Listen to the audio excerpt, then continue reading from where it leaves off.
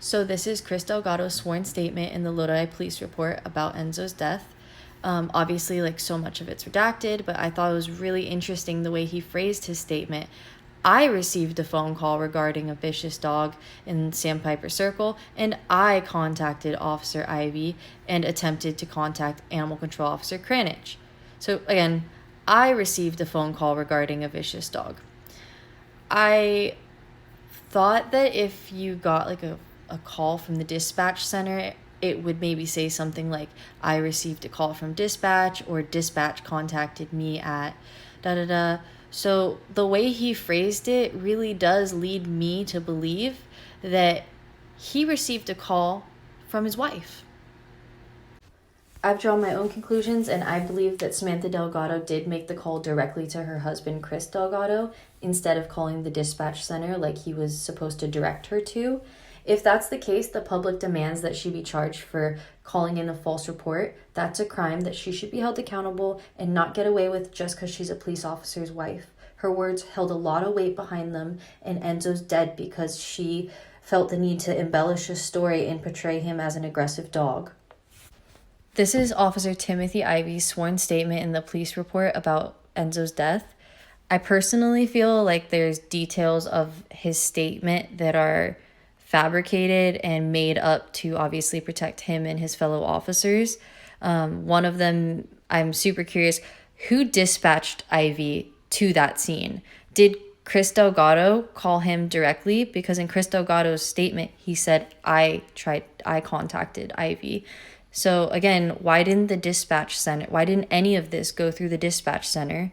Another thing that I find disturbing is that apparently Timothy Ivey felt that when Enzo popped back up, he was trying to bite Kranich, and that is why he deployed a second set of taser probes. This is what he's talking about. That moment there, did Enzo look like he was trying to pop back up to bite Kranich? Personally, to me, I do not believe so. I think that the fact that Timothy Ivey was even the person trying to subdue Enzo goes to show that they did break police department policies, especially considering Jordan Kranich was on scene. He was the responsible member, according to police department policies. Timothy Ivey should not have even been trying to subdue Enzo, especially not using such excessive force that way. This is Officer Jordan Kranich's sworn statement from the police report regarding Enzo's death. When I first read it, I personally felt that it showcased how Kranich has no remorse for Enzo dying at his hands, and he has no empathy for the pain that Enzo went through. In his statement, he says, I was dispatched to a report of an aggressive dog on Sandpiper Circle. The dog was located and appeared to be acting aggressive to a citizen in his front yard. I made 2 attempts to catch the dog. The dog took off running. The dog stopped on Finch Run and was tased by Lodi police. We took the dog to the service truck where it was transported to Lodi Animal Shelter for safekeeping.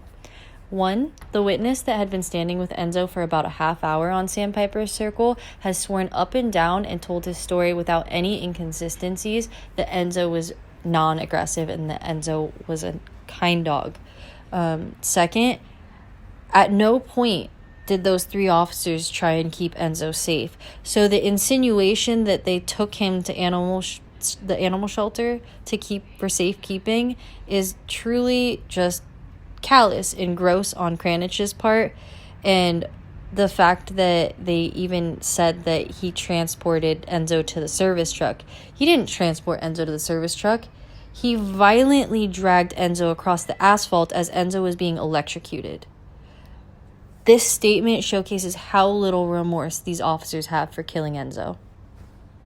As you've probably caught on, most of the police report's redacted, but the only other mention of a reporting party or the person who called about Enzo is by Daniel Bristow, and he happens to be like basically Timothy Ivey and Chris Delgado's, captain, who they report to.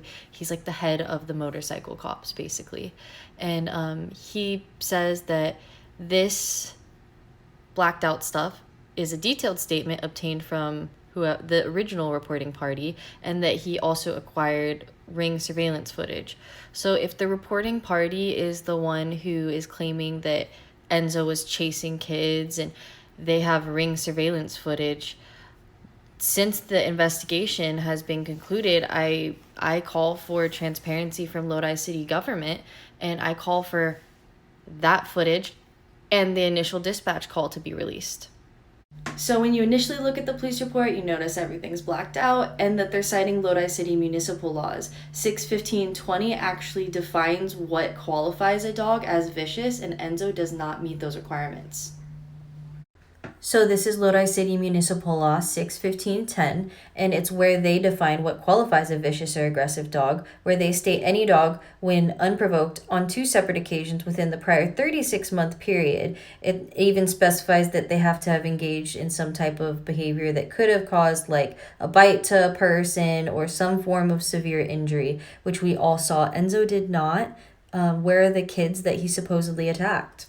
The officers left the scene without a scratch on them, so he doesn't qualify. Enzo does not qualify as a vicious dog under these municipal laws.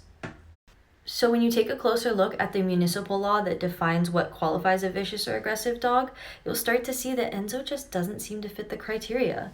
So everything I've shared so far is public record, and if you wanted to request a copy of the police report, you can ask the city clerk for it. And if you want to call the city attorney and demand that they release all findings about Enzo's case, you can give them a call. When I personally spoke to the city attorney, they said that they don't intend to release the dispatch call or any of the findings because they're not required to.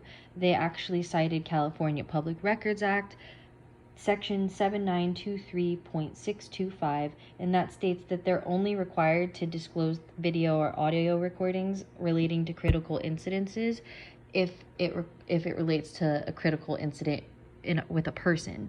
So because Enzo was a dog, and under the eyes of the law, animals are regarded as property, Enzo's murder was not considered a critical incident, simply because he was an animal.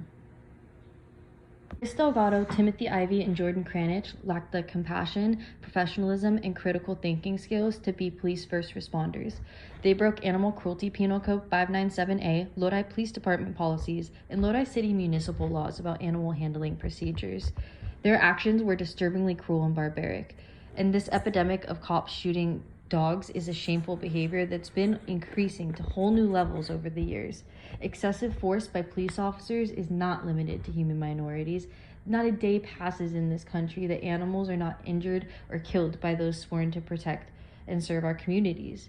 Police officers are out here straight up using animals as target practice, and it's unacceptable in our modern day society to continue to see this type of gratuitous violence from those who swore an oath to protect our communities. And if they could do this to animals, it leaves one to just wonder how they could rush to use excessive force with humans as well.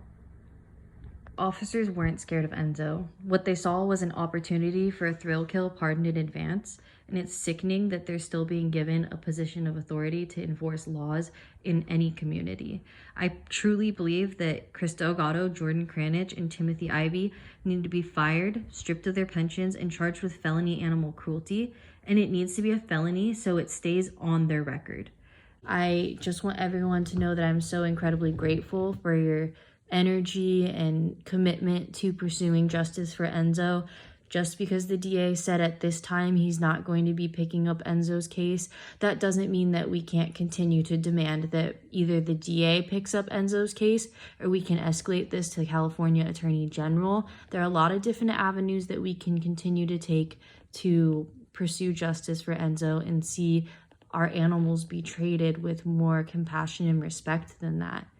One of the big ways is April 1st in Lodi. Meet us at the Arch in downtown Lodi, and we're going to be doing a march demanding justice for Enzo and demanding that these officers be held accountable. Keep your eye out for incoming action alerts because I will be sending out email blasts and we will be calling all the city agencies to let them know that this is not acceptable and we demand these officers be removed from duty for the way that they unjustly killed Enzo.